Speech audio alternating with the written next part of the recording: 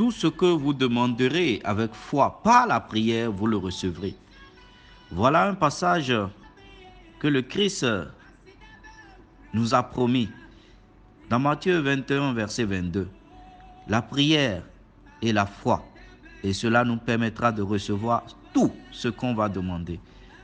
On prie déjà et on demande tout, mais on ne reçoit pas.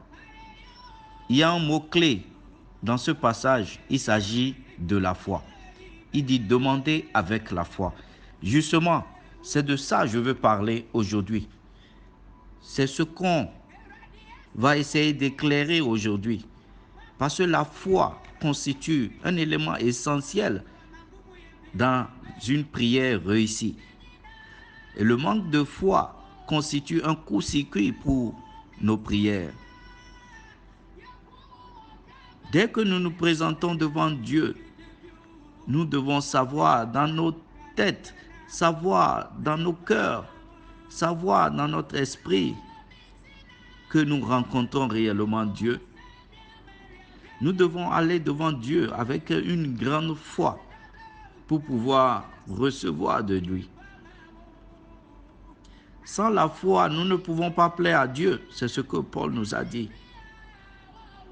Donc comment veux-tu recevoir quelque chose de Dieu sans avoir confiance en lui?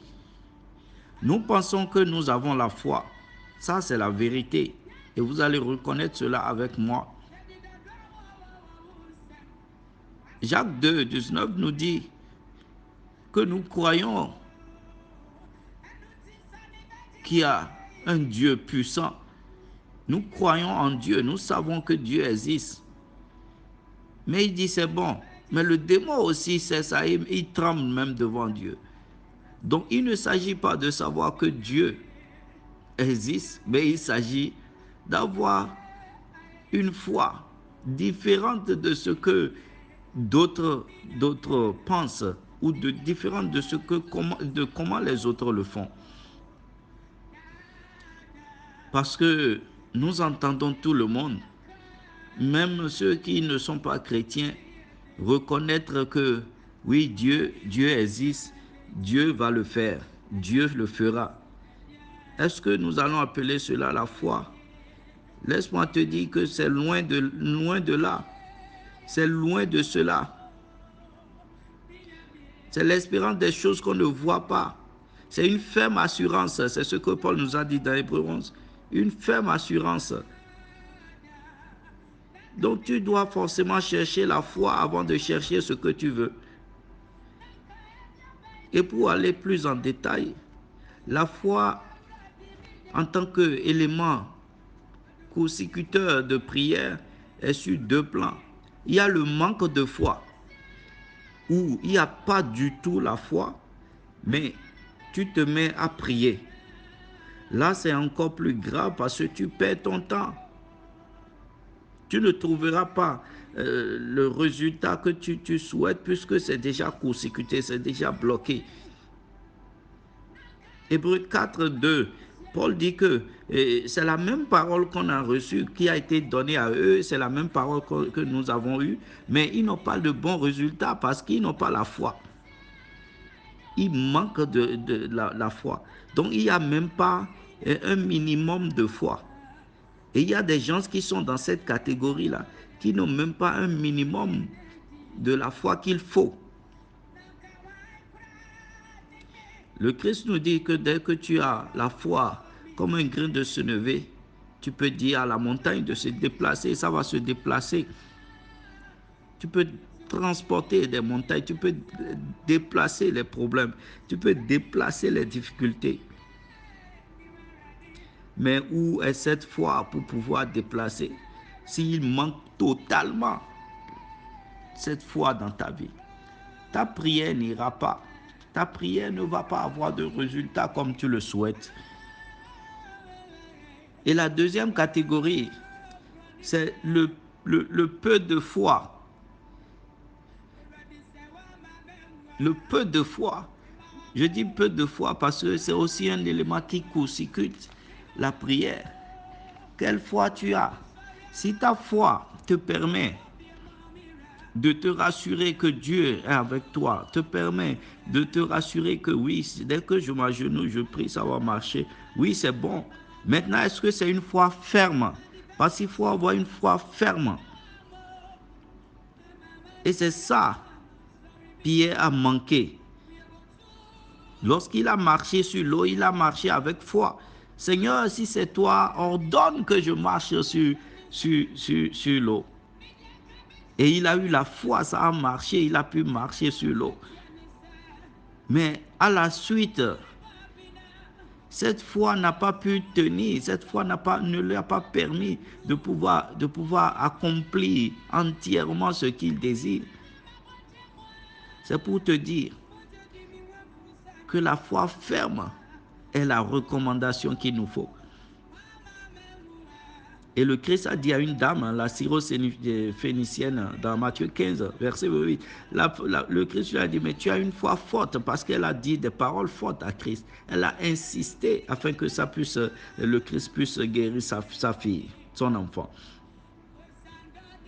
Et la foi, si nous savons que nous en avons besoin pour que nos prières ne soient pas court-circuitées, nous devons demander. La foi a un don. La foi est un don, ça fait partie des 9 dons spirituels dans le livre de Corinthiens, 1 Corinthiens 12. Précisément, le verset 9 nous a parlé de la foi comme un don. Donc, nous avons plusieurs niveaux de foi et plusieurs étapes, si je veux parler ainsi. Mon frère, ma soeur, je te conseille, demande la foi à Dieu. Parce que tu comprends qu'avec la foi, des choses peuvent se produire. Avec la foi, le résultat est plus rapide. Le résultat vient d'ailleurs. Demande la foi à Dieu. Prie et demande à Dieu, donne-moi la foi. Et avec cette foi, Dieu accepte facilement tes paroles qui sortent de ta bouche. Abraham ne savait pas ce qui va se passer lorsqu'il amenait son enfant Isaac. Mais il dit, Dieu pourvoira lui-même. Je vais te demander, à travers cette exhortation, de penser à ton niveau de foi avec le Seigneur. Ne te laisse pas trahir par la tradition de la religion qui dit que Dieu le fera.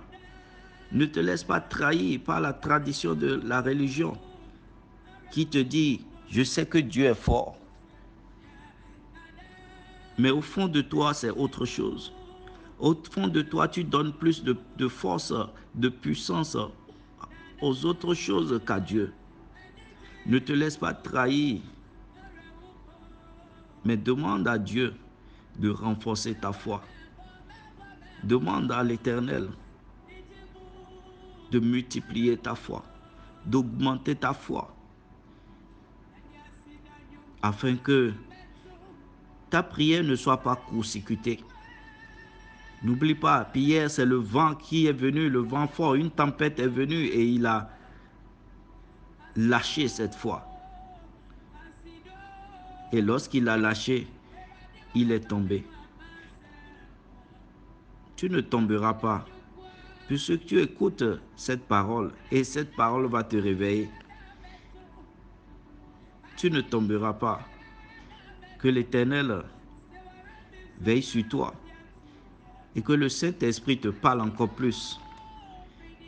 Que Dieu t'aide afin que tu enlèves tout ce qui court-circuite ta prière dans ta vie.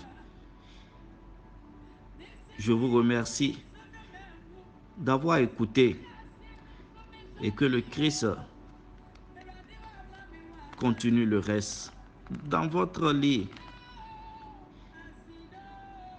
que les anges de Dieu vous visitent. Demain, nous allons continuer avec le troisième élément qui constitue un court-circuit pour nos prières. Soyez bénis dans le nom de Jésus.